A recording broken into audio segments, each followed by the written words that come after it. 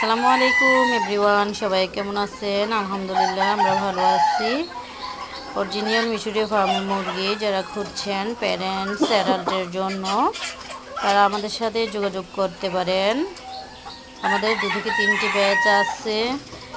আমরা সবগুলো রাখতে পারবো না, আমাদের স্পেস নাই। তো স্পেসের কারণে আমরা কিছু রাখবো আর বাকিগুলো বিক্রি করে দিব।